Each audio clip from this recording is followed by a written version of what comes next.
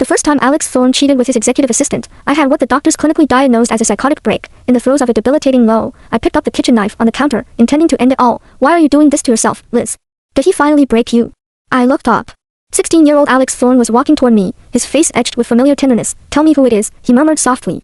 I'll take care of him for you.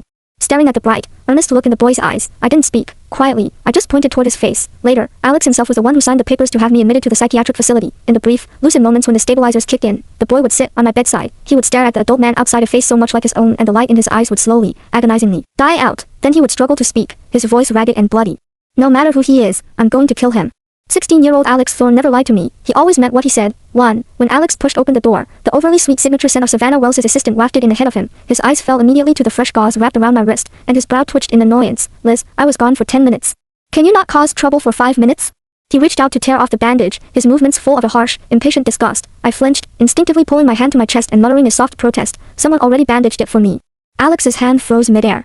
The look he gave me was heavy with a deep, bottomless fatigue. In the beginning, when I first started saying someone was protecting me, Alex would just assume my illness was worsening, and he'd hold me tight, his eyes red with genuine distress. But now, my long-term pain had become nothing more than a burden he desperately wanted to shed. There is no one, Liz. How long are you going to keep up this delusion? Before I could answer, he roughly seized my wrist. His fingers didn't soften at my tremble. If anything, the grip tightened, like a punishment. The gauze was forcefully peeled from my skin, tearing the half-dried scabs away. A cold sweat broke out across my forehead, but I stubbornly held the bleeding wound up for his inspection, my voice shaking. I haven't lied to you since I was 15. You know that. Meeting the fractured light in my eyes, he seemed to remember something. His gaze darted away for a fraction of a second, and he turned to leave. What about you? I called after his retreating back, a sour burn rising in my nose. Did you lie to me? Alex's posture stiffened in the doorway. He wouldn't look back at me. He didn't answer. 16-year-old Alex Thorne was terrible at lying. 30-year-old Alex Thorne's silence was his answer. A few seconds later, he called out a cold command to the hallway. Mrs. Davis.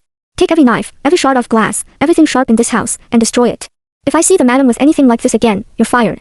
Mrs. Davis, the housekeeper, shuffled in, mop in hand. As she began to clear up a few objects, she mumbled under her breath, when will the madam get better?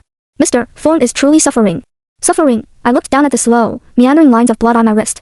I opened my mouth, but no sound came out. Alex, you don't love me anymore. Why won't you just let me go? Why drag us both through this agony? Lost in my thoughts, Savannah Wells strode into the villa without bothering to change her shoes. She looked every bit the lady of the house as she casually reached up to smooth the lapel of Alex's suit jacket, which I must have mussed earlier. Even looking at the small pool of blood on the carpet, her expression remained perfectly poised and sympathetic. Liz, she said, stepping toward me with false sincerity. If you're even halfway stable, you should release Alex. It's painful for everyone to watch him suffer like this. The faint perfume that had trailed Alex into the room suddenly became cloying and intense, making my stomach churn. I bent over, dry heaving. Through blurred vision, I reached out a desperate hand, trying to grab the fabric of Alex's trousers. The moment my fingers brushed the expensive wool, Savannah gasped dramatically and clutched her abdomen. Swaying slightly, Alex saw my movement and instinctively shoved me. I tumbled back onto the floor, and